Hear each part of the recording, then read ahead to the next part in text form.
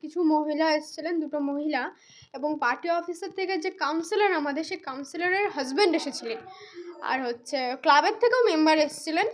এসে আমাদেরকে রীতিমতো মানে হুমকি ঠুমকি দেওয়া হলো। প্রথমে হুমকি দেওয়ার পর অ্যাকচুয়ালি পুরো ঘটনাটা হচ্ছে, আমার এখানে বাবা এবং আমার ঠাকুরদার মিলিত জমির ওপরে আমাদের এত বড় বাড়ি করা। এবার আমরা এখানেই থাকতাম, খাওয়া দাওয়া সব, ওঠা বসা সব আমার এখানে, আমার জন্মস্থানও এখানে।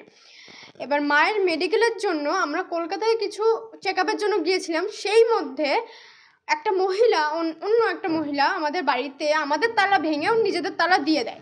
কেন দেয়, কিসের জন্য দেয়, আমরা পাড়ার লোকদের কাছ থেকে শুনি খবর যে ওই ব্যক্তি নাকি কিনেছেন আমাদের বাড়ি, জায়গা জমি। কিভাবে কিনেছেন, আমার যে ঠাকুরদা, সেই ঠাকুরদা, আমার পিসি আছে 4টে পিসি, তাদেরকে দিয়ে দিয়েছে, তাদের নামে লিখে দিয়েছে, তারা আবার ওই মহিলাকে মানে বেচে দিয়েছে।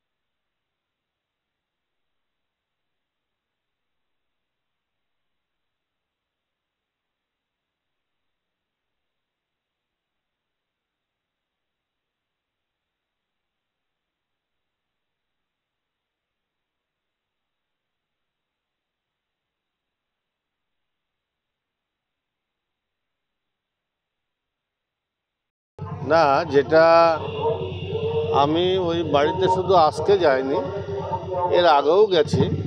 তো জানি না আজকে সেই সিসিটিভি ফুটেজ আজকে দেখাচ্ছে কেন। আগেও তো আমি গেছি ওখানে।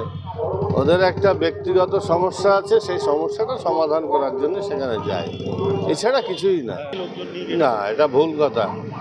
এবং আমি একটা জিনিস বলতে পারি, ওখানে যে সিচুয়েশান, তাতে কোনো ফ্যামিলি ওনাদের সঙ্গে নেই। আমি গিয়ে যেটুক যা বুঝেছি, কোনো ফ্যামিলি নেই। এবং ওই জায়গাটা বিক্রয় করেছে যার কাছে, যখন আমি জেনেছি, আমি আরও চেষ্টা করছি যে ওই জায়গাটা ওরা যাতে নিয়ে নিতে পারে। এবং ওরা অসহায় মানুষ, যে ওর বাবা, তার নাম হচ্ছে পঙ্কজ সরকার ছিল, সেও আমাদের সমসাময়িক।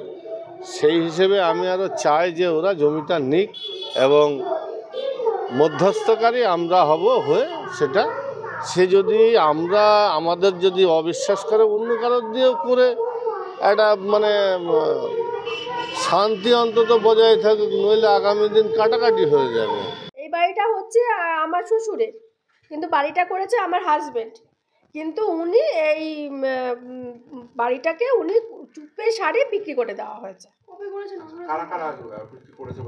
এটা আমরা যেটা জানতে পারলাম, যে পরে জানতে পেলাম বাড়িতে ঢুকে, যে আমার শ্বশুর তার 4 মেয়ের নামে লিখে দেয়, 4 মেয়েরা ওই ষষ্ঠী অধিকারকে বিক্রি করে দেয়।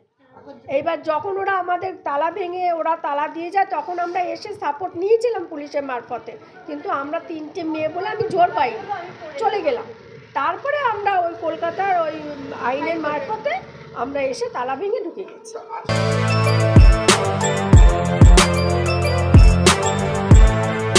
এখন অনেক বড়, শ্রী লেদার্স, হাওড়া ময়দান।